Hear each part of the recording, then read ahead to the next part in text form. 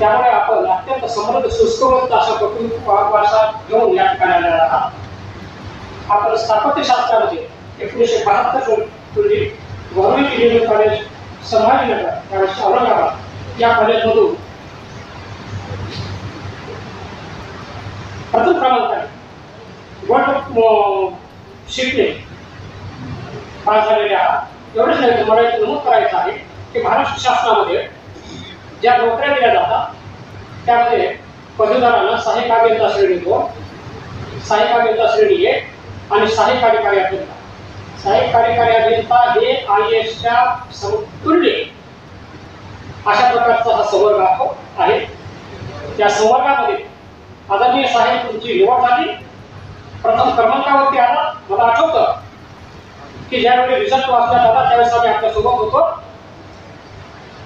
आणि आपण फोनवरती विचारलं की हे नाव आहे का. तिकडून त्या मॅडमने MPCला सांगितलं की हे नाव नाही आहे. आणि गायकवाड पहिलं नाव कुणाचं आहे सांगा, who is the first man. आणि मग त्या मॅडमने सांगितले की इट इज व्यंकट विश्वनाथ गायकवाड. ही साहेब तुमची ओळख आहे आणि म्हणून आपला अभिमान आहे.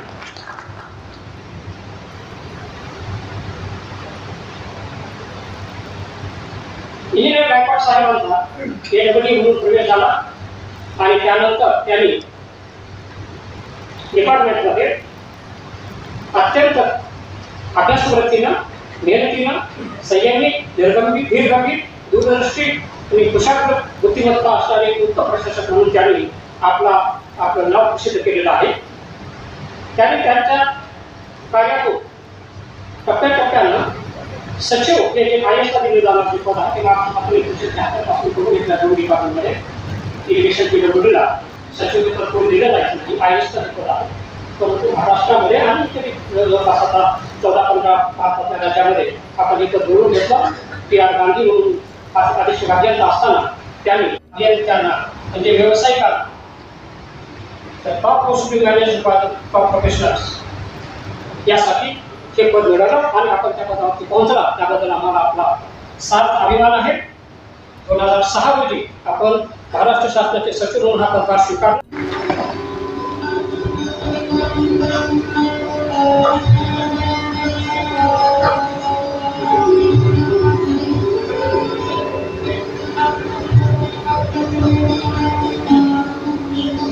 मी कर्तव्य करतो की त्यांनी व्यासपीठावर यावं आणि गायकवाड मॅडमचं स्वागत करावं.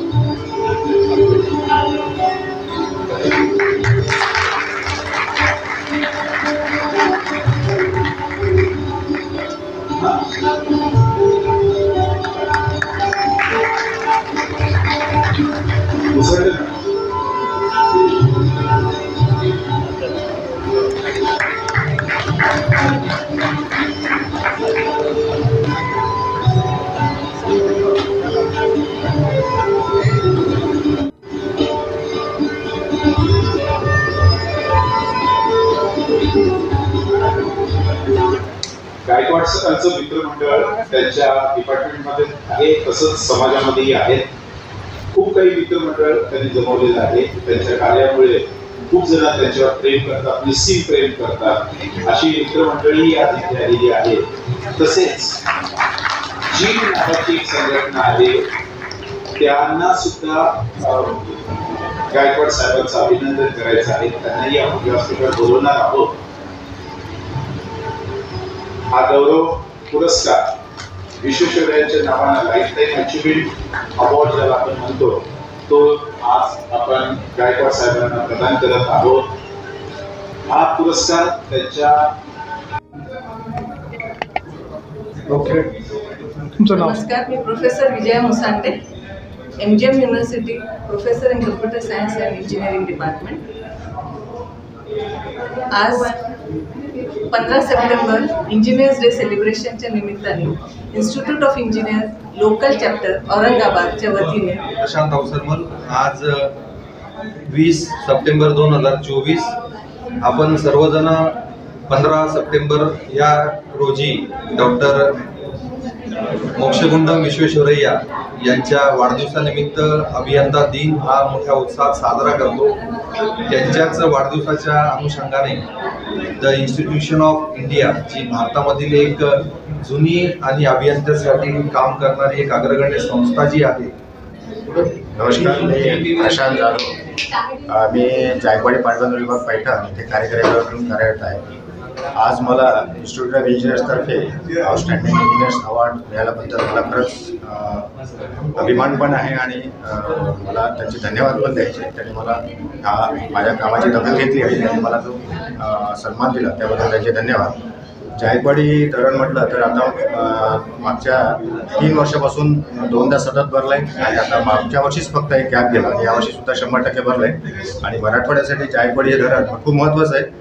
पिण्याच्या पाण्याच्यासाठी असेल, इंडस्ट्रीयलसाठी असेल आणि इरिगेशन, पर्टिक्युलर इरिगेशनसाठी. तर आम्ही माझी टीम आणि आम्ही पूर्ण प्रयत्न करत असतो. हे सगळं सुरळीत पूर नियंत्रण असो, आपलं इरिगेशन मॅनेजमेंट असो, हे सगळं सुरळीत आम्ही पार पाडतो. आणि याच्यानंतरही आम्ही जायकवाडी डॅमला होऊन 50 वर्ष झाले, ते सुद्धा आम्ही आता रिनोव्हेट करणार आहोत. ट्रिप 2मध्ये गार्डनसुद्धा पैठणचं आम्ही पूर्णपणे रिनोव्हेट करणार आहोत.